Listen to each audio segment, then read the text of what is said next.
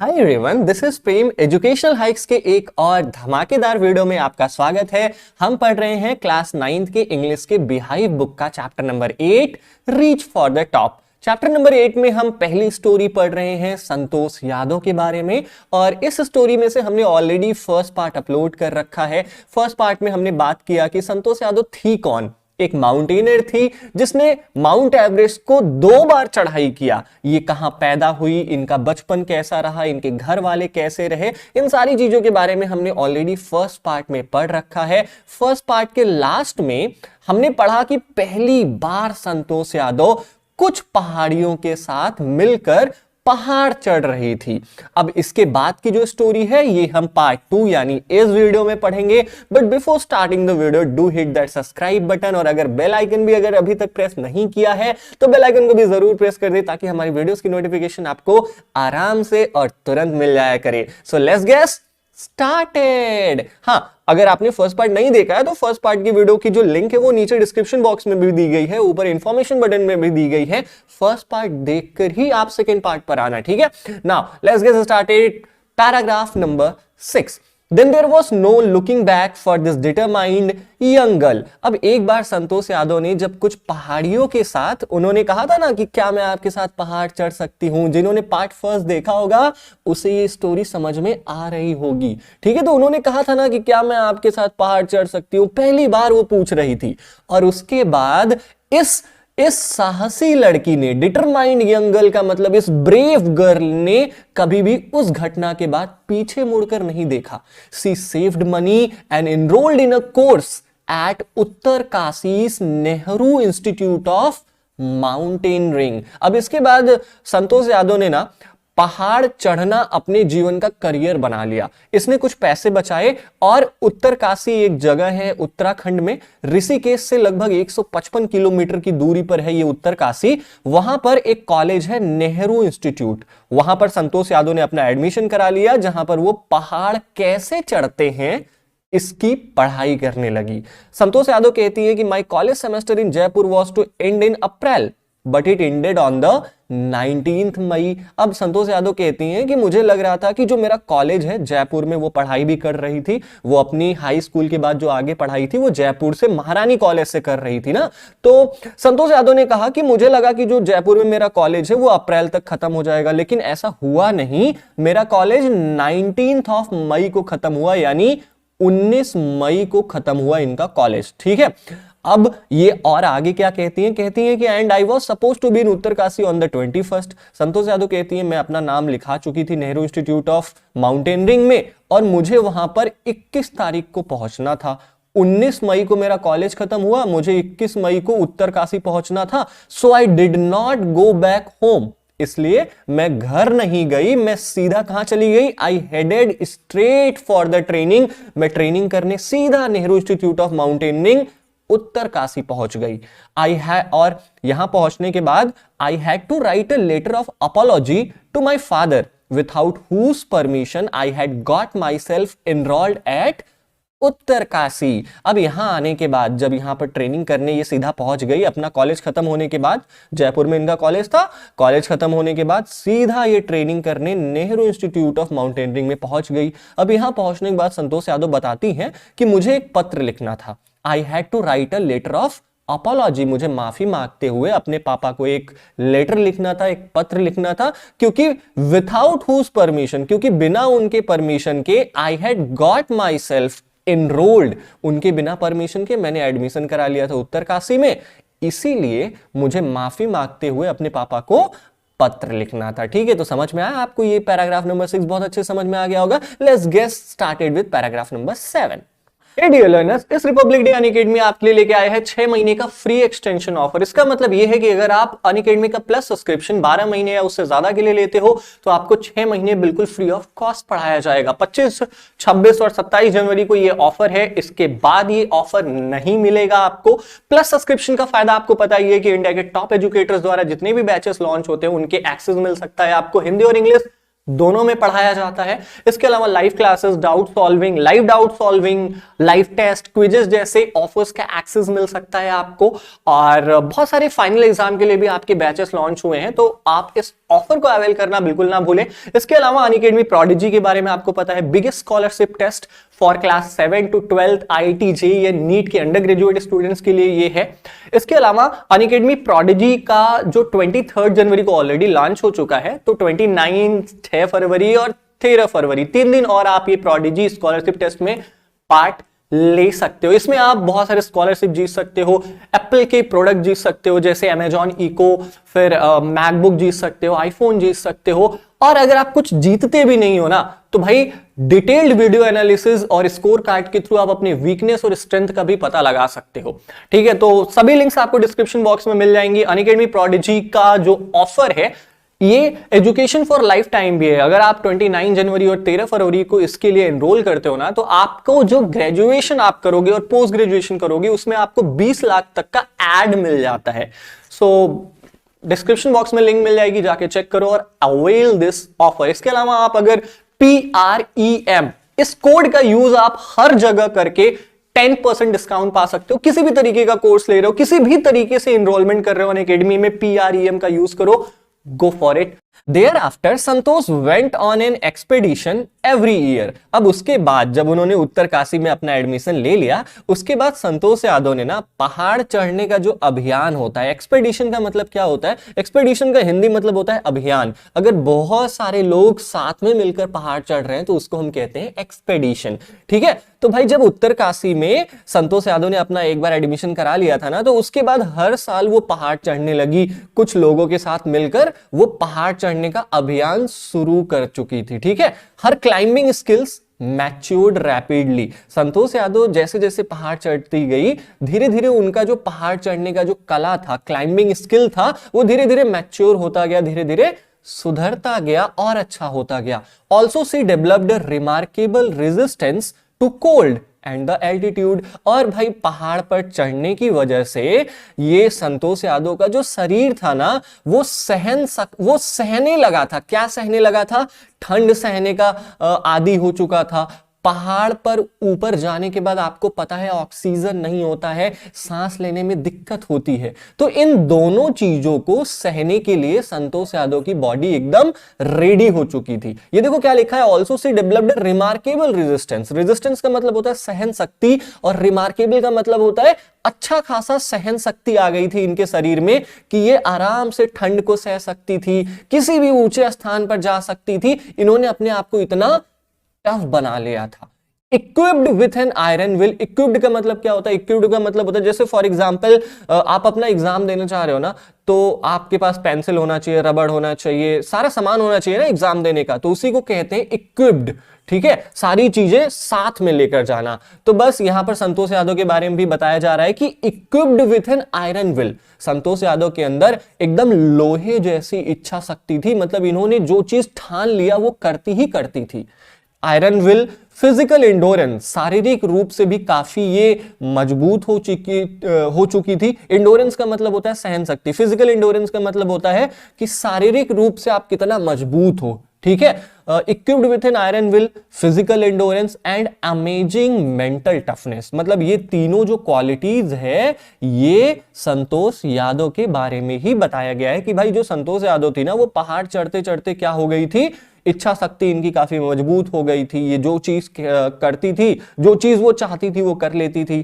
Physical endurance का मतलब शारीरिक रूप से भी काफी मजबूत हो चुकी थी, और मानसिक रूप से भी ये काफी टफ थी, क्योंकि इन तीनों चीजों की जरूरत पड़ती है पहाड़ चढ़ने के लिए। सी प्रूव्ड हरसेल्फ रिपीटेडली। और इस तरीके से संतोष यादव ने कई सारे पहाड़ चढ़कर अपने आप को बार बार प्रूफ किया है, साबित किया है कि हां मैं एक लड़की हूं, लेकिन मैं सब कुछ कर सकती हूं। ठीक है, the culmination of her hard work and sincerity came in 1992। अब आगे बताया जा रहा है कि भाई संतोष यादव की कड़ी मेहनत, विनम्रता का जो रिजल्ट मिला, क्यूलिमिनेशन का मतलब होता है रिजल्ट, जो परिणाम मिला वो कब मिला, वो 1992 में मिला। अब 1992 वही समय था, उस 4 साल बाद 1992 आपको याद होगा 1888 के 4 साल बाद 1992 आता है। 1882 में क्या हुआ था, देखो यहां लिखा गया है कि just 4 years after she had shyly asked the Aravalli mountaineers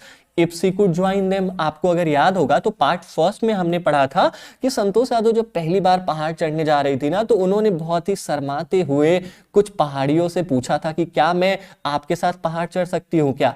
उस घटना को घटे 4 साल हो गया था अब, और 1992 की बात हो रही है कि भाई 1888 में उन्होंने पूछा था कि क्या मैं आपके साथ चढ़ सकती हूं। उसके 4 साल बाद की बात बताई जा रही है कि संतोष यादव मात्र 20 साल की थी। बेयरली 20 years of as Santosh Yadav मात्र 20 साल की थी और संतोष यादव ने माउंट एवरेस्ट पर चढ़ाई कर दी। संतोष यादव ने अपने 20 साल की उम्र में माउंट एवरेस्ट की चढ़ाई कर डाली थी, becoming the youngest women in the world to achieve the feat. और इस तरीके से संतोष यादव इस दुनिया की इकलौती औरत बन गई थी जो 20 साल की उम्र पर माउंट एवरेस्ट की चढ़ाई कर दिया था। ठीक है, मतलब यंगेस्ट वुमेन, 20 साल की उम्र में आज तक किसी भी औरत ने माउंट एवरेस्ट पर चढ़ाई नहीं करी थी। ठीक है, इफ हर क्लाइंबिंग स्किल्स, अब देखो यहां पर आगे क्या बताया गया है, if her climbing skills, physical fitness and mental strength impressed her seniors. बताया जा रहा है कि भाई जो संतोष यादव का जो फिजिकल फिटनेस था, जो शारीरिक रूप से वो इतना ज्यादा मजबूत थी, मानसिक रूप से इतना ज्यादा मजबूत थी, ये इनके सीनियर्स को काफी पसंद आता था। ठीक है, इनके जो सीनियर्स थे जो ऑलरेडी कई बार पहाड़ चढ़ चुके हैं, इनको संतोष यादव का फिजिकल फिटनेस और मानसिक रूप से ये इतना मजबूत रहती थी कि ये दोनों चीजें इनके सीनियर्स को काफी पसंद आता था। ये सारी चीजें तो इनके सीनियर्स को पसंद आती थी, लेकिन इनके साथ वालों को भी कुछ पसंद आता था। Her concern for others and desire to work together. Santosh Yadav ना कंसर्न फॉर अदर्स मतलब लोगों का बहुत ज्यादा ख्याल रखती थी। कंसर्न का मतलब क्या होता है, लोगों का ख्याल रखना, और लोगों के साथ काम करना चाहती थी। डिजायर टू वर्क टुगेदर मतलब संतोष यादव लोगों का ख्याल रखती थी, अपने साथी क्लाइंबर्स का वो ख्याल रखती थी, अपने साथी क्लाइंबर्स के साथ मिलकर वो पहाड़ चढ़ना चाहती थी, टीम वर्क करना चाहती थी। With them found her a special place in hearts of fellow climbers. और इसी वजह से उनका जो टीम वर्क था, लोगों को इतना ख्याल रखती थी, इसी वजह से जो इनके फेलो क्लाइंबर्स थे, जो इनके साथ चढ़ने वाले पहाड़ी थे ना, उनके दिल में भी संतोष यादव के लिए एक स्पेशल जगह थी, एक खास सम्मान था। ठीक है, देखो यहां पे लिखा गया है कि जो इच्छा शक्ति और फिजिकल एंडोरेंस और मेंटल टफनेस की बात कही गई है वो संतोष यादव के लिए कही गई है, मैंने आपको ऑलरेडी बता रखा है। ठीक है, चलो तो अब हम आगे बढ़ते हैं, पैराग्राफ नंबर 8। पैराग्राफ नंबर 8 की बात करते हैं। ठीक है, during the 1992 Everest mission Santosh Yadav provided special care to a climber who lay dying at the South Pole. अब बताया जा रहा है कि 1992 में जब पहली बार संतोष यादव पहाड़ चढ़ रही थी, माउंट एवरेस्ट चढ़ रही थी, पहाड़ तो बहुत सारा वो चढ़ चुकी थी, लेकिन माउंट एवरेस्ट जब वो पहली बार चढ़ रही थी 1992 में, तो हुआ क्या था कि Santosh Yadav provided special care to a climber. उनके साथ चढ़ने वाला एक व्यक्ति था, उस व्यक्ति का संतोष यादव ने बहुत ज्यादा ख्याल किया। क्यों? क्योंकि who lay dying at the South Pole, क्योंकि ये जो व्यक्ति था ना, ये साउथ पोल एक जगह है। अब देखो मैं तुम्हें साउथ पोल का मतलब बता देता हूं, तुम्हें किसी ने अभी तक यूट्यूब पर बताया नहीं होगा साउथ पोल का मतलब। देखो ये है हमारा माउंट एवरेस्ट, ये है हमारा क्या है, ये हमारा माउंट एवरेस्ट है मान लो। ठीक है, इतना छोटा तो नहीं होता है। और इसी के सटा हुआ एक और पहाड़ है जिसका नाम है लहोत्से। क्या नाम है? LHOTSE। ठीक है, लहोत्से और माउंट एवरेस्ट के बीच में ये जो जगह दिख रही है, ये जो गैप दिख रहा है ना, इसी गैप को एक नाम दिया गया है साउथ पोल। ठीक है, समझ में आया? तो यही संतोष यादव बता रही है कि संतोष यादव ने अपने साथ चढ़ने वाले एक पहाड़ी का बहुत ज्यादा ध्यान रखा था। क्यों? क्योंकि वो जो पहाड़ी था ना, वो साउथ पोल पर एकदम बेहोश, ले डाइंग का मतलब एकदम मरने वाला था, और साउथ पोल पर वो लेटा हुआ था। क्यों मरने वाला था? क्योंकि उसके पास ऑक्सीजन नहीं था, खत्म हो गया था। ठीक है, she was unfortunately unsuccessful in saving him. Santosh Yadav उस व्यक्ति को बचा तो नहीं पाई, उन्होंने बहुत मेहनत करी, उन्होंने बहुत ख्याल रखा उसका, लेकिन फिर भी उसे वो बचा नहीं पाई। लेकिन हाँ, she manage to save another climber Mohan Singh. लेकिन संतोष यादव ने मोहन सिंह नाम के एक और पहाड़ी का जान बचा लिया, who would have met with the same fate, जिसका मोहन सिंह का भी बिल्कुल वही हालत होता जो इस व्यक्ति का हुआ था, जो पहाड़ पर साउथ पोल पर लेटा हुआ था और वो मर गया। ठीक है, बिल्कुल उसकी तरह मोहन सिंह की भी डेथ हो जाती अगर क्या नहीं होता, ये देखो, same fate had she not shared her oxygen with him. अगर संतोष यादव मोहन सिंह के साथ अपना ऑक्सीजन शेयर नहीं करती ना, तो मोहन सिंह की भी वही हालत होती जो इसके साथ ही क्लाइंबर का हुआ था। वो क्या हुआ था, वो बिना ऑक्सीजन के मर गया था ना, तो मोहन सिंह भी बिना ऑक्सीजन के मर जाता। लेकिन ये संतोष यादव ने क्या किया, अपना ऑक्सीजन शेयर कर लिया और मोहन सिंह की जान बचा ली थी। ठीक है, तो आपको पता चल रहा होगा कि इस पैराग्राफ में ये दिखाया गया है कि संतोष यादव अपने साथ चढ़ने वाले पहाड़ियों की भी कितना मदद करती थी। ठीक है, पैराग्राफ नंबर 9 की बात करते हैं। विद इन 12 मंथ्स 1992 में वो माउंट एवरेस्ट चढ़ी थी और इसके 12 महीने बाद यानी 1993 की बात है, Santosh found herself a member of Indo Nepali women's expedition. मतलब क्या कहा जा रहा है पता है, मतलब 1992 के एक साल बाद यानी 1993 की ये बात है। ये जो पैराग्राफ में बताया गया ये 1993 की बात है। ठीक है, 1993 में हुआ क्या, Santosh found herself a member of Indo Nepalese women's expedition. अब ये क्या है, इंडो नेपालीज वुमेन्स एक्सपेडिशन? ये हर साल इंडिया और नेपाल की कुछ औरतें मिलकर माउंट एवरेस्ट पर चढ़ाई करने का अभियान चलाती थी। ठीक है, तो संतोष यादव भी 1993 में इस अभियान का हिस्सा थी और यहां की जो औरतें थी ना, इन्होंने संतोष यादव को खुद इनवाइट किया था कि संतोष यादव आए और इस अभियान में हिस्सा लें। ठीक है, क्योंकि संतोष यादव माउंट एवरेस्ट चढ़ने के बाद काफी फेमस हो चुकी थी उस समय। She then scaled the Everest second time, और पहली बार तो उन्होंने 1992 में माउंट एवरेस्ट चढ़ा और उसके बाद इंडो नेपालीज विमेन्स एक्सपेडिशन के साथ ये दूसरी बार एवरेस्ट पर चढ़ाई कर ली इन्होंने, thus setting a record as the only women to have scaled the Everest twice. और इस तरीके से संतोष यादव ने रिकॉर्ड कायम कर दिया कि भाई पूरी दुनिया में इकलौती महिला जिसने माउंट एवरेस्ट पर 2 बार चढ़ाई करी थी। ठीक है, and securing for herself an India unique place in the annals of mountaineering. और इस तरीके से संतोष यादव ने क्या किया, सिक्योरिंग फॉर हरसेल्फ, अपने लिए और भारत के लिए, अपने देश के लिए एक बहुत ही खास जगह बना ली थी। कहां पर, एनल्स। एनल्स का मतलब होता है हिस्ट्री, इतिहास। ठीक है, एक खास जगह बना ली थी माउंटेनरिंग के इतिहास में। ठीक है, जो पहाड़ियों का इतिहास था कि कितने लोगों ने माउंट एवरेस्ट चढ़ाई थी, इस इतिहास में संतोष यादव ने अपना भी नाम दर्ज करा लिया था, क्योंकि संतोष यादव इकलौती महिला थी पूरी दुनिया में जिसने माउंट एवरेस्ट पर 2 बार चढ़ाई करी। ठीक है, in recognition of her achievements the Indian government bestowed upon her one of the nation's top honour the Padmashri. अब भाई संतोष यादव की रिकॉग्निशन, इनका जो बढ़ता हुआ कद था, इनका जो फेम था, लोग इन्हें पहचानने लगे थे और इनके अचीवमेंट्स की वजह से जो इंडियन गवर्नमेंट, जो भारतीय सरकार था ना, इनको सम्मानित करती है। बेस्टोड का मतलब होता है अवार्ड करना, अवार्डेड। ठीक है, अवार्डेड, सम्मानित करती है। किस चीज से सम्मानित करती है, one of the nation's top honour, हमारे भारत का सबसे ऊंचा अवार्ड पद्मश्री। पद्मश्री उसे दिया जाता है जो सचमुच अपने फील्ड में ऐसा काम कर लेता है जो भारत में किसी ने ना किया हो। ठीक है, मतलब इंडिया का टॉप मोस्ट ऑनर है हमारा पद्मश्री। ठीक है, तो संतोष यादव को पद्मश्री से भी नवाजा गया था। भारतीय गवर्नमेंट ने उनके अचीवमेंट्स को देखते हुए उन्हें पद्मश्री से नवाजा था। ठीक है, Now let's come to the last and 10 paragraph of this chapter, और इस चैप्टर का समापन इसी पैराग्राफ में होगा। चलो स्टार्ट करते हैं। Describing her feelings when she was literally on top of the world, Santosh has said it took some time for the enormity of the moment to sink in। अब जब एक बार माउंट एवरेस्ट पर चढ़ने के बाद जब वो वापस आ गई संतोष यादव, तो उनसे पूछा गया कि आपको पहाड़ चढ़ने के बाद आपको कैसा महसूस हो रहा था।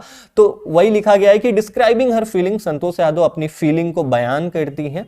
वो कहती हैं कि she was literally on top of the world. जब वो माउंट एवरेस्ट के एकदम ऊंचे शिखर पर थी, जब वो माउंट एवरेस्ट के एकदम टॉप पर थी, तो हुआ क्या, it took some time for the enormity of the movement. मतलब संतोष यादव को तो कुछ समय इसलिए लग गया क्योंकि वो इतना ज्यादा एक्साइटेड हो गई थी। ये देखो यहां पे लिखा गया एनॉर्मिटी ऑफ द मूवमेंट का मतलब बहुत ग्रेट मूवमेंट, जिसमें आपको प्राउड फील हो रहा हो कि हाँ आपने ऐसा कुछ किया। ठीक है, तो संतोष यादव ने कहा कि भाई इट टुक सम टाइम, मतलब मुझे थोड़ा समय लगा। एनॉर्मिटी ऑफ द मूवमेंट मतलब ये जो इतना ग्रेट मूवमेंट था, ये जो इतना एक्साइटेबल मूवमेंट था, ये जो मेरे लिए इतना प्राउड का मूवमेंट था ना, इस मूवमेंट को धीरे धीरे सिंक इन होने में, सिंक इन का मतलब होता है कम होने में थोड़ा सा टाइम लगा। और जब मैं नॉर्मल हो गई तो मैंने क्या किया, I unfold the Indian tricolour, मैंने अपना तिरंगा निकाला और अनफोल्ड कर दिया, लहरा दिया, and held it aloft on the roof of the world. Mount Everest जो दुनिया का छत भी कहा जाता है क्योंकि ये दुनिया का सबसे ऊंचा चोटी है, सबसे ऊंचा पहाड़ है, वहां पर संतोष यादव ने भारत का झंडा लहराया और भारतवासियों को प्राउड फील करवाया। The feeling is indescribable. Santosh Yadav कहती हैं कि मैं उस समय कैसा महसूस कर रही थी, मैं आपको शब्दों में बयान नहीं कर सकती हूं। The Indian flag was flying on the top of the world, मेरा तिरंगा लहरा रहा था पहाड़ पर। इट वॉज ट्रूअली स्पिरिचुअल मूवमेंट, और तिरंगे को लहराते हुए देखकर ना एक स्पिरिचुअल मूवमेंट, एक ऐसा लग रहा था कि मतलब एक बहुत ही ज्यादा अलौकिक, एक बहुत ही ज्यादा, आप ऐसी चीजें समझ लो कि जो चीज बहुत कम देखने को मिलती है, ऐसा मूवमेंट था वहां पर तिरंगा को लहराते हुए देखकर। I felt proud as an Indian, और मैं एक भारतीय के तौर पर बहुत ज्यादा गर्व महसूस कर रही थी कि मैंने ऐसा किया, मैंने अपने देश का नाम रोशन किया। ठीक है, कोई भी हो भाई, अपने तिरंगा का नाम अगर रोशन करेगा तो उसे प्राउड तो फील होगा ही। ठीक है, कुछ आखिरी की लाइन है, ऑल्सो अ फर्वेंट इन्वॉर्मलिस्ट। फर्वेंट का मतलब होता है एक्टिव इन्वॉर्मलिस्ट, जो काफी ध्यान रखता हो इन्वायरमेंट का, उसको कहते हैं फर्वेंट इन्वॉर्मलिस्ट। ठीक है, तो संतोष यादव एक फर्वेंट इन्वॉर्मलिस्ट भी थी। कैसे पता चलता है, संतोष ने कलेक्ट किया था लगभग 500 किलो कचरा पहाड़ से उठाकर वो जमीन पर ले आई थी। ठीक है, तो इस तरीके से हमारा ये चैप्टर खत्म होता है। आई होप कि आपको ये रीच फॉर द टॉप पूरा चैप्टर समझ में आया होगा। थिंकिंग फॉर द टेक्स्ट के जो क्वेश्चन आंसर्स हैं वो भी हम इस वीडियो के किसी नेक्स्ट पार्ट में अपलोड करेंगे। तब तक बने रहिए हमारे चैनल के साथ। वीडियो अच्छा लगा हो तो लाइक जरूर करना यार। मारिया सैरापोवा ये नेक्स्ट चैप्टर होगा जो हम अपनी नेक्स्ट पार्ट में लेके आएंगे। तब तक के लिए bye bye, take care and Sat Shri अकाल।